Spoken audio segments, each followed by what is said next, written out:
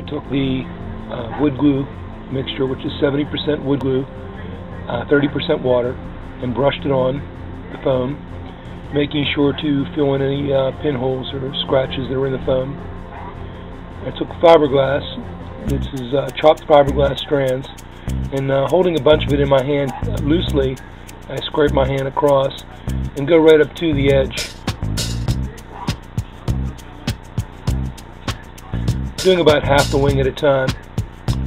Then I took newspaper on the other half of the wing and trimmed it so that it was about 3/4 of an inch in from the edge, enough to cover half of it with an overlap of about 1.5 inches, and then brushed it with the glue mixture.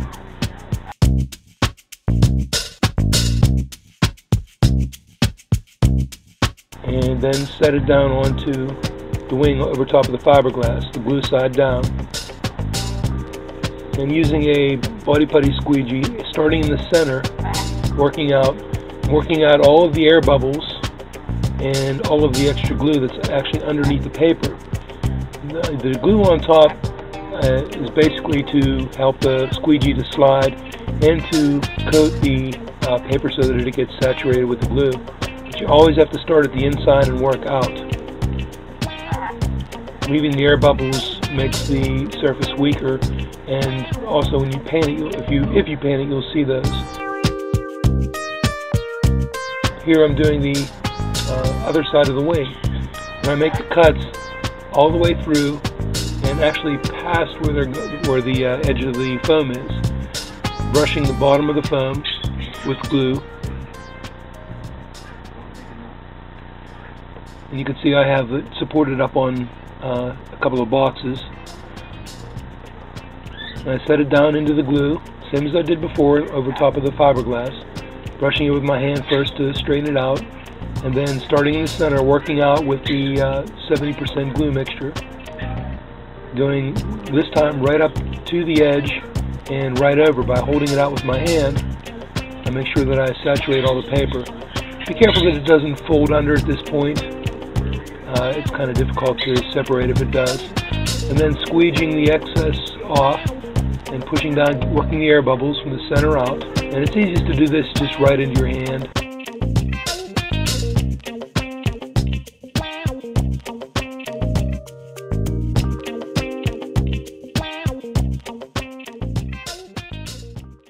And you start on one end and fold them under, pressing them so they're all flat, and making sure that you don't have any corners sticking up. That's why as you go around the sharper radius, you can see there that the cuts are closer together.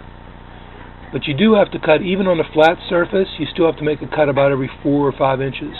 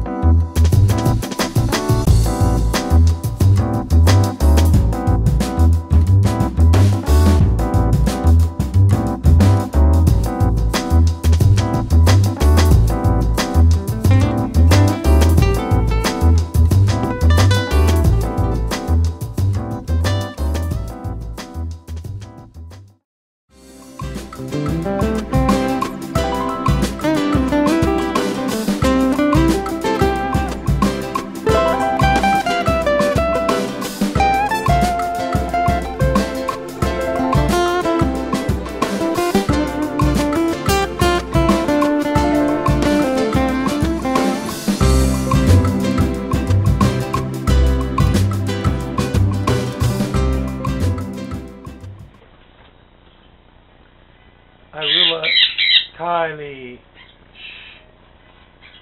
I realized something. Kylie, Kylie, I realized something. My computer passed away, unfortunately. I'm using my wife's, and I realized that I lost quite a few videos, unedited, that I had on my computer. So I'm going to try to show you one of the scenes that was accidentally deleted, and that is, if you notice when I'm making the wing, and I show the edge of the wing out on the table, you can see a gap going across. What I hadn't showed you is how I finished the edges of the wing. If you'd imagine that this is the edge of the wing, the leading and the trailing edges of the wing. I used the same technique that I used on my preformed ribs. Spread them open a little bit and put Gorilla Glue down in the seams. And I just simply worked it over the one side and pushed it down all the way in like that. Now, what that does is it gave me a nice, really hard edge. I took a razor blade and just using my fingers for a guide, and I just sanded the bottom and top edge to feather it all in, the round edge. These are my... Are you done? Are you done? No, you're going to dance, okay. I don't want to put a slot in my entire wing because that would take away from the strength. So really what I've done is I cut it down so I have 4 hinges. Testing the durability of my wing, just out of curiosity. And I have it on a table here. That's the center of the wing right there, hanging off the table.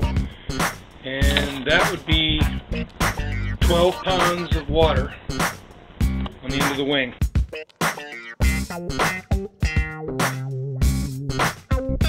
I don't know how much it would hold maximum, but I'm not going to test it to that point.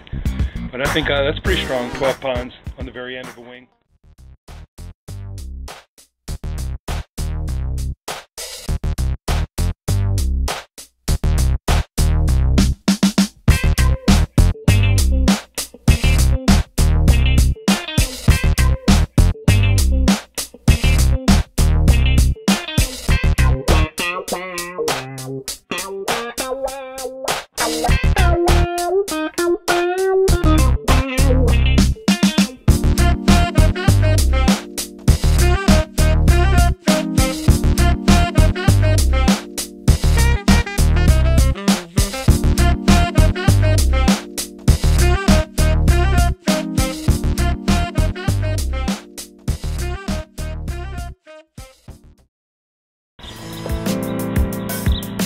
Completed wing comes in at 4 pounds, 2.5 ounces. I wanted to give you some idea of scale.